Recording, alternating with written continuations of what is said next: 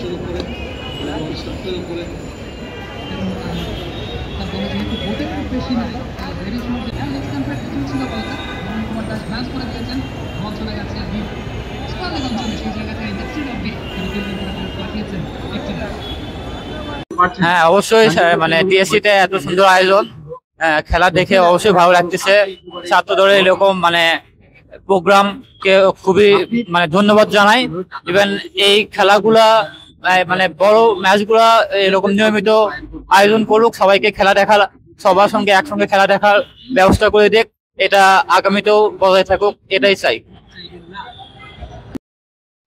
হ্যাঁ, আমি এই বিপিএল এ আজকে ফার্স্ট ম্যাচ দেখতেছি। এমনিতে স্কোর গুলা দেখা হয়, আজকে অনেক ভালো লাগতেছে। আর ঢাকা তো এমনিতে প্রত্যেকটা ম্যাচ প্রায় হেরে গেছে, আসলে মনে হচ্ছে একটা কিছু হতে পারে। দেখা যাক কত হয়। জসীমউদ্দিন হল আর ঢাকা ইউনিভার্সিটি। আমি ঢাকা বিশ্ববিদ্যালয় জহুরুল হক হলের ছাত্র, 21-22 সেশন আমার। আজকে বড় পর্দায় খেলা দেখার আয়োজন করেছে বাংলাদেশ জাতীয়তাবাদী ছাত্র দল ঢাকা বিশ্ববিদ্যালয়। খুবই সুন্দর আয়োজন করেছে। আসলে এল ক্লাসিকো মানে আয়োজনটা না হলে হয়তো ফোনেই দেখতাম ছোট পর্দায়, এখন বড় পর্দায় দেখতে পারবো।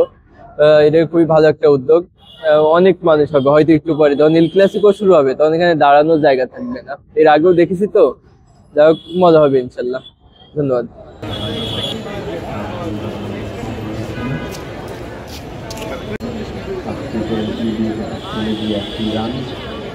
লাস্ট দুইটা ম্যাচে রিটার্নের ব্যাটিং দেখে মনে হচ্ছে খুব তার গেম প্ল্যানটা খুব চমৎকারভাবে সে